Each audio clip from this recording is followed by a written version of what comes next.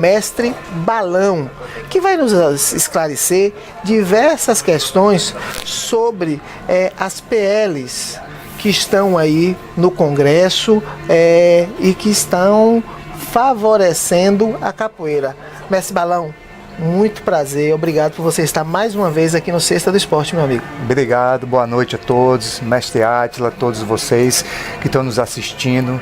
Tá bombando o Sexta no Esporte, graças a Deus, muito bem. E a gente capoeira aí tá sempre também apoiando e à disposição de vocês. Projeto de lei, PL.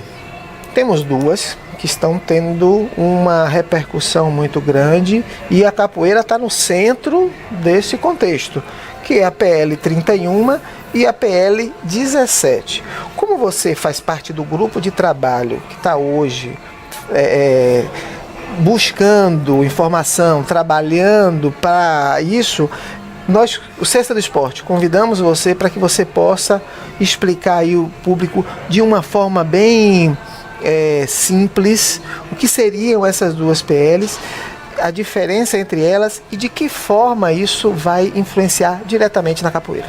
Primeiro, agradecer de novo para a gente falar sobre capoeira. Então eu faço parte de um grupo de trabalho de capoeiristas, não são mestres só, são capoeiristas aqui em Salvador, para a gente formar um congresso baiano primeiro, já pensando em um congresso nacional. Esse congresso, já existe um congresso chamado Congresso Unitário de Capoeira, Nacional Unitário de Capoeira, e a gente quer fazer um contraponto a esse congresso, porque esse congresso ele foi muito em cima do PL 31. O que é o PL 31? Esse projeto de lei já vem se desmembrando.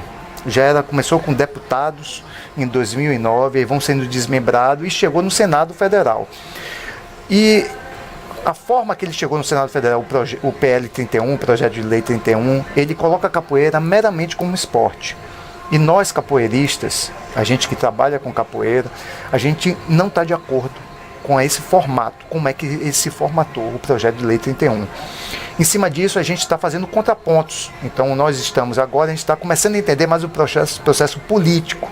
Nós capoeiristas, que a gente estava muito no campo de trabalho, e agora a gente tem que se inteirar na parte política. Na verdade, eu era um ser apolítico, né? E como falar, e depois de entender muito o percurso que a gente realmente tem que, a gente fica muito chateado com tudo que acontece no país, e isso gera uma aversão.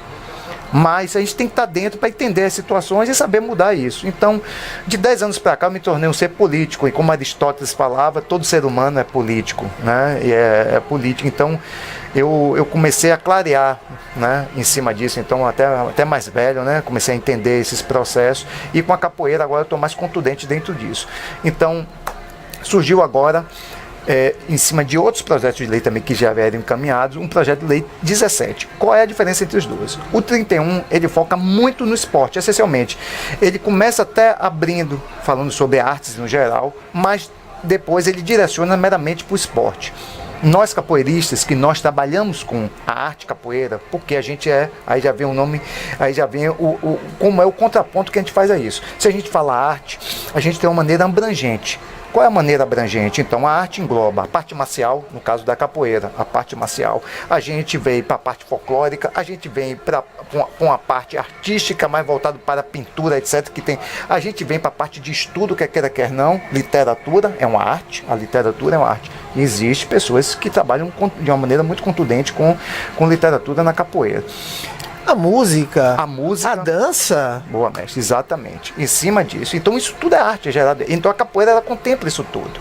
Então, o projeto 17, uma semana atrás, o senador Otto Alencar, baiano, ele foi no Senado Federal e ele foi relator desse projeto. Ele fez uma relatoria, chamada Relatoria desse projeto de lei 17, onde ele embasou todo o projeto de lei e fez somente uma alteração em cima disso, que ainda está tramitando, então o nome já fala, não é uma lei, é um projeto de lei. Isso vai para o Senado, depois vai para a Câmara dos Deputados e depois vai para o presidente da República para sancionar, exatamente. Então tem todos uns processos. E ele foi muito, eu passei uma mensagem para ele me retornou essa mensagem, passei no particular dele, no Facebook particular, na página, ele me retornou, eu agradecendo ele, porque o senador, ele foi muito direcionado, ele foi muito pontual, onde ele colocou tudo que realmente, onde a capoeira, de uma forma mais abrangente, tudo assim, que é muito difícil falar tudo, mas de uma forma mais abrangente a capoeira contempla, e é contemplada, nós somos contemplados, mas ele ressaltou um pequeno tópico onde a gente deveria ser assistido por um profissional de educação física. E nisso também a gente não está de acordo, que a gente já quebrou toda essa possível gerência, né, do CONFEF, que é o Conselho, né, de Educação Física, o federal, para que eles queriam que nós ficássemos atrelados a ele. Então isso, quando a capoeira se tornou patrimônio imaterial do Brasil em 2008, a gente já conseguiu quebrar isso tudo. O IPHAN, que é o Instituto de Patrimônio Artístico Histórico do Brasil, ele está nos apoiando muito, porque agora aí também eles fazem parte no processo de salvaguarda da capoeira. O IPHAN, ele está encabeçando o processo de salvaguarda da capoeira, e em cima disso ele também cria uma versão o projeto Lei 31. E a 17? Pronto, a 17 é mais abrangente, é onde que eu falei que o senador Otto, ele elucidou e fez essa ponderação, colocando que não precisa ter um profissional de educação física